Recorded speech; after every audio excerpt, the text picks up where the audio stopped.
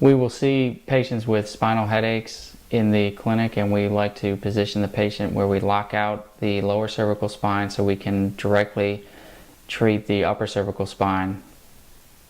In this position, the patient has a lower cervical spine lock, and we are treating the left upper cervical region. This will reduce compression headaches, also felt behind the ipsilateral eye. Patient is relaxed, and we provide a gentle traction force. Here, this is a more general treatment technique where we are just performing slight traction with a side gliding of the cervical spine, so we can treat the entire spine to help relax muscle tissue as well as unload some of the cervical joints that can cause tension headaches. Patient is in a relaxed state. Sometimes we do soft tissue mobilization or massage before this treatment is completed. We can further go up the spine and do a very local treatment to C1 under the C0 complex. When we side bend, C1 has to translate to the side of side bending, and we assist the segment with its proper motion. This will further decrease the compression that is felt and translated into a cervical headache.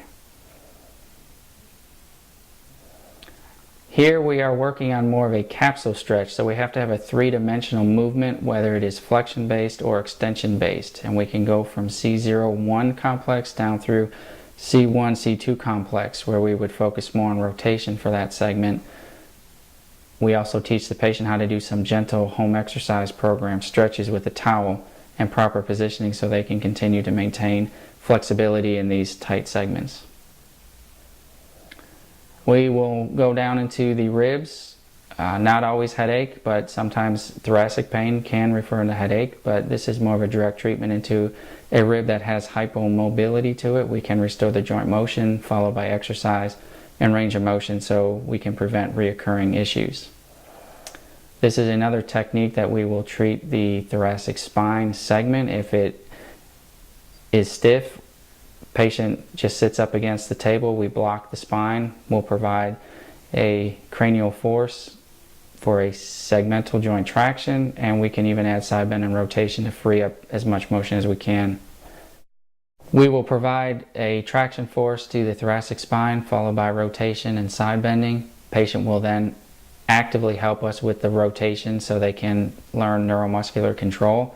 This helps free up motion and provide decreased pain through the thoracic spine.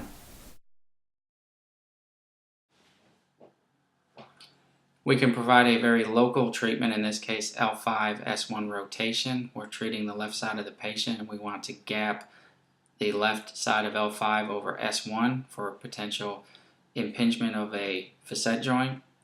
We'll position a patient in a side lying lock position, so we will flex her and side bend and rotate contralaterally. This will lock the thoracic and lumbar spine, so all of the rotation force we provide will be generated through the left side of L5-S1, creating a very specific traction. We follow this with assisted motion and muscle energy techniques. The patient will then work on strength training gluteal muscles, transverse abdominis, as well as the latissimus dorsi bilaterally, to assist in decreasing over rotation and continued impingement problems. Going down to the foot and ankle complex, those patients that have Achilles tendonitis, we do longitudinal friction, which is a squeezing of the tendon followed by a passive stretch.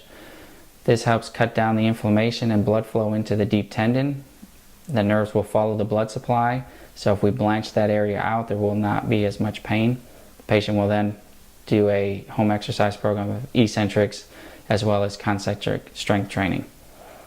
We can further assist in plantar fasciitis and heel spur through soft tissue mobilization of the fat pad, where we cup the fat pad around the heel and try to migrate some of that fat pad to provide more of a shock absorption and decrease the load impact on the plantar surface of the foot.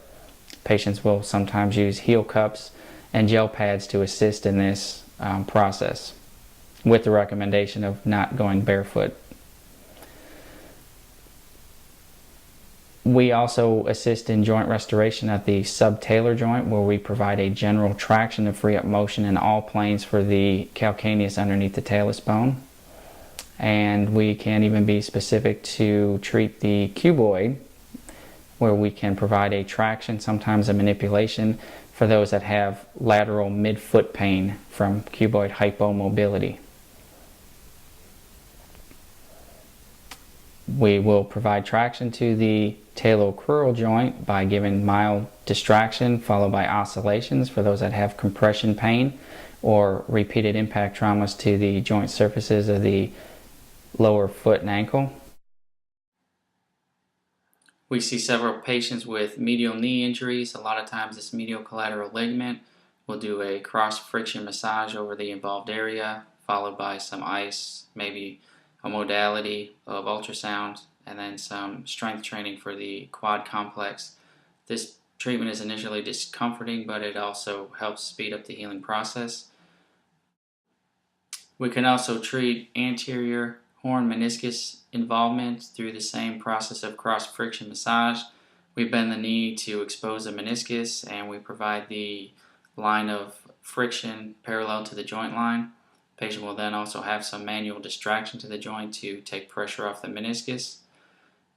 We will go ahead and treat into joint mobilization. This is one of the treatments we use where we provide a downward force of the tibia. Femoral condyles will assist in holding the meniscus in place while we provide a traction stretch to the meniscotibial bands. This also helps allow anterior migration of the meniscal horn in knee extension to decrease the risk of impingement following their treatments. The hip is another complex that is presented by patients most of the time with pain upon sitting or standing or transitional movements. We provide a general traction force in an open pack position. We can also follow this with a axial manipulation if we need to. Patients will then go to a home exercise program where they strengthen the dynamic stabilizers of the hip, the rotator cuff, if you will, in open and closed kinetic chain positions.